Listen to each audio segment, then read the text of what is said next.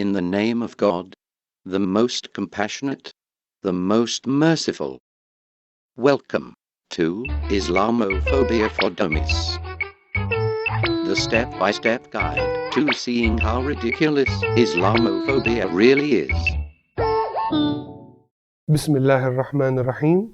Today we'll be showing an example of how Islamophobes distort reality to vilify Islam. KFC Australia suspended an employee for his reaction to an abusive and offensive customer. Now, the employee definitely deserves the suspension, but he also deserves the benefit of the doubt because he wasn't the aggressor.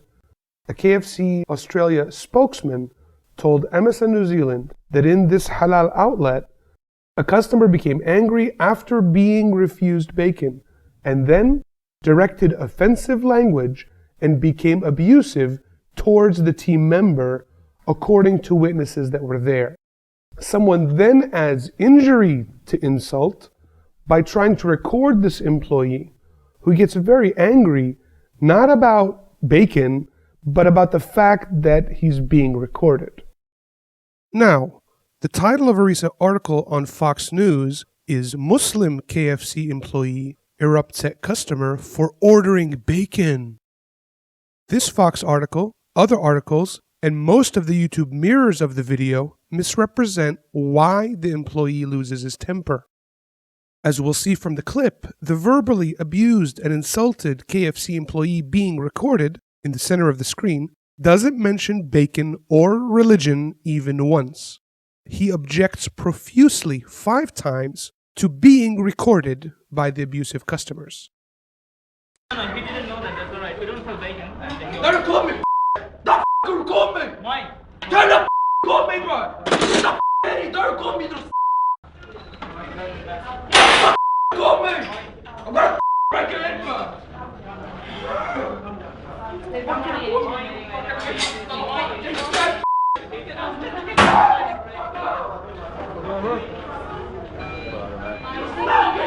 Let's go.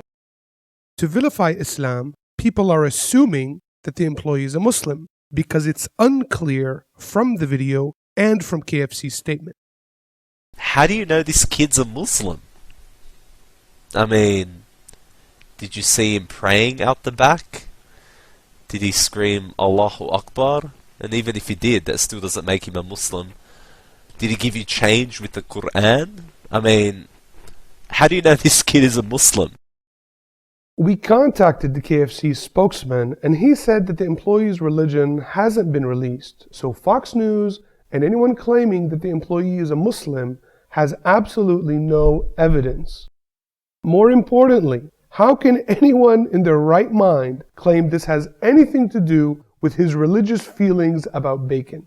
This is about an offensive customer being abusive to a KFC employee and that employee refusing to have any more of that abuse recorded on video.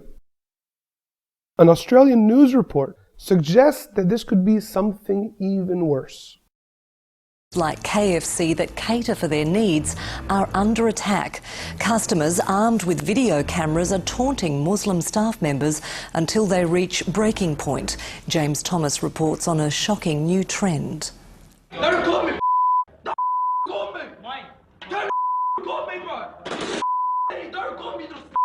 Somebody asked for a bacon on their food product, and the person working at the store went quite ballistic as a result of that.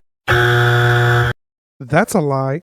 The KFC employee went ballistic when he thought the abusive customers were trying to record some more of this abuse. There's a saying that a picture tells 1,000 words. This picture could tell 10,000 words, 9,000 of which we haven't seen. This video has ignited a mighty row. On the face of it, the KFC employee has just abused a customer. But what did the customer say to the worker to provoke such an outburst? A statement from KFC infers that the staff member was also abused with offensive language by a customer upset because the store didn't have what the customer wanted. KFC don't condone his response and are investigating. Family Council of Victoria's Bill Muhlenberg is concerned that stores such as KFC and McDonald's adopting halal-only outlets is a sign of the Islamification of Australia. It is a concern if that's where some of this is heading, where people are now expecting to be ordinary Australians to be halal compliant instead of it being the other way around. What? Other way around? So instead of opening halal restaurants to get Muslim customers, he expects Muslims to eat non-halal food? That's tolerance for you. KFC are entitled to have halal stores in particular areas where there are a large Muslim population. They're entitled to have Irish stew for areas of Irish derivation. Council of Civil Liberties Terry O'Gorman fears the halal restaurant incident has little to do with a customer missing out on pork and a lot to do with race and religious prejudice. Overseas, particularly in France, where there is a significant anti-Muslim feeling that's generated by far-right extremist groups, there are people who go into halal stores dressed in pigs' heads deliberately to try to provoke a reaction. So let's keep in mind, is this a genuine incident or is it a set-up incident? Of their 600 stores, Kentucky Fried Chicken has only 3 certified halal stores around the country, 2 in New South Wales and 1 in Victoria. McDonald's has a total of 10 halal stores, 6 are based in New South Wales and 4 in Victoria. They have avoided trouble like the KFC outburst here, but overseas, the chain's staff have weathered torrents of abuse from patrons worried that the Golden Arches is converting to Islam, and therefore halal food. No one's trying to convert McDonald's to Islam. Many non-Muslims who aren't prejudiced think very highly of halal food. According to Duncan James of the Brand Union, with a lot of halal products, there's a high overlap with organic purity and cleanliness. And a lot of non-Muslims would buy halal food because they consider it cleaner. I think normally if you went into a restaurant or a cafe like that or a fast food outlet, you'd expect that you could order bacon. It's a reasonable request. But it's not reasonable for the customer to become abusive and offensive for not getting bacon. Radio broadcaster Howard Sattler viewed the video of the KFC incident and agrees the young staff member may have been set up, but he has little sympathy for his reaction to the taunts. He's a lunatic, an absolute mental case, and should never be allowed to serve a customer again. Based on this harsh judgment, the abusive customer is even more of a lunatic, and the abusive customer should never be allowed to serve customers again. If it had been a Muslim who was being offensive and abusive because they didn't get what they were expecting to eat, the headlines would have been a lot different. You know what I'd like to see? I'd like to see this customer who's angry about not getting bacon go to a kosher McDonald's and be abusive and offensive to this guy. You and you Jesus could kiss my ass, okay? Don't camera, no camera. I break your camera. Don't take picture. Okay? Screw you, you Nazi. You don't take camera. I break your camera. Don't take picture. Shabbat shalom. No picture. We don't want picture. Leave. You need to. You can't come in here. This is not your house. This is not your house. We killed Jesus. We're proud of it. This is my land. This is not your land. It belongs to these families. You son of a. We're gonna kill you and the Palestinians. You Nazi, you son of a. This is my land. God gave it to me. You Nazi. Call everyone you want. I'll kill you. Bastard. This is my house. This is my land. God gave it to me. And you. The KFC employee's reaction was not religiously motivated. The Israeli settlers' reaction was very religiously motivated. This is exactly the media hypocrisy that we're talking about. They want to pose us as being intolerant because we don't eat pork, but the Israeli settler threatens to kill Palestinians and Christians who don't want to help him steal Palestinian lands because God gave him those lands. Where's the outrage over the US and Israeli governments forcing Jewish beliefs on Palestinian Muslims and Christians? Apparently, getting bacon is more important to these bigots than the oppression and murder of Palestinians. But you're saying, these are fast food incidents. They're not about Palestine. They're about anger over not being able to order bacon, right? People can't really be so prejudiced against Muslims that they're afraid of halal food, can they? Are Muslims taking over our food supply? Is it any coincidence that bananas are crescent-shaped? This is the Muslim Threat Down. Observant Muslims can eat only food that is halal. It's like kosher, only in no way kosher. Muslim threat number dos, soup. Right-wing blogs are reporting that Campbell's has a line of halal soups. Pam Geller, who also raised the alarm against the Ground Zero Mosque, called for consumers to boycott Campbell's. Even our supermarkets aren't sacred. How dare they construct a tower of Islamic soup so close to ground beef? It's offensive. It's offensive. This boycott hits me particularly hard because I am heavily invested in Campbell's stock. So instead, I am calling on Campbell's to balance their pro-Islam soups with soups that are offensive to Muslims. Instead of chicken and stars, it'll be pork and cartoons of Mohammed.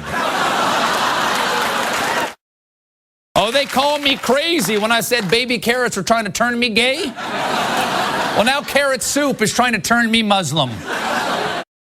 So let's see the real news about Campbell's halal soup controversy.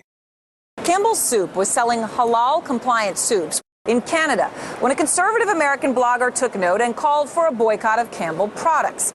Campbell's Soup now says it has no plans to offer halal soups in America, meaning Campbell will not get a piece of the nearly $200 billion market to sell to American Muslims. I think this whole thing is just a manufactured controversy. Campbell's, like any company, should be able to make their business decisions based on their bottom line. And in this case, Pamela Geller and her group are just taking this as an excuse, even a dietary accommodation they find to be threatening, and they're trying to whip up fear about Muslims in this country. I think the boycott is done, and I might choose to boycott Campbell's because they have caved to this boycott, if that's what they've done. And I think it's important to keep in mind here that if the market is indeed as big as what you say, if Campbell's have just announced that they're not going to enter this niche market for halal soup, that sounds to me like a great opportunity for an entrepreneur to say, hey, the market leader of soup has just declared they're not going to get into this niche. That's an opportunity for me to supply these products to an apparently large and growing market. Thank goodness the rest of our grocery shelves are safe. Wrong. Because Muslim threat number one is cereal. Right-wing blogs have also discovered that the prize at the bottom of our breakfast cereal may just be jihad. Because in the United Kingdom, Kellogg's makes over 25 halal cereals. Some of you out there are asking, Stephen, can accidentally eating halal food make you Muslim? Yes. The funny thing is that almost everything in the 4 food groups is already secretly halal. Fruits and vegetables, grains, dairy products, fish, beans, nuts, eggs, Coca-Cola, water. Islamophobes, eat your hearts out. And one blog asks, are their U.S. products secretly halal? Certainly, some of their more high-fiber offerings have declared a fatwa on my colon. If this trend continues, ladies and gentlemen, pretty soon the new slogan for Trix will be Silly Rabbit, Tricks are for puppets of the Zionist state. In conclusion, Islamophobes will distort anything, even their own love for bacon, in their ridiculous fear-mongering crusade against Muslims, which explains the origin of the expression bacon brains, which is a clownish blockhead. Critics of Islam want to take offense that fast food companies want to sell halal food to Muslims, and their morality allows them to abuse and offend fast food employees if they can't order bacon. I don't see them protesting kosher restaurants or vegetarian restaurants. They're putting on their pig hats and instigating trouble at halal restaurants on purpose. The KFC employees' reaction: wasn't on purpose. Halal restaurants are very successful in Muslim communities. I get it. These Islam bashers are jealous that the Muslim market is such a viable segment. Look, it's not our fault that there's not a lot of demand for a bigot Burger King or Crusade fried chicken or anti-Semites pretzels. We sincerely hope you enjoyed this episode of Islamophobia for Dummies, and we hope to see you again next time.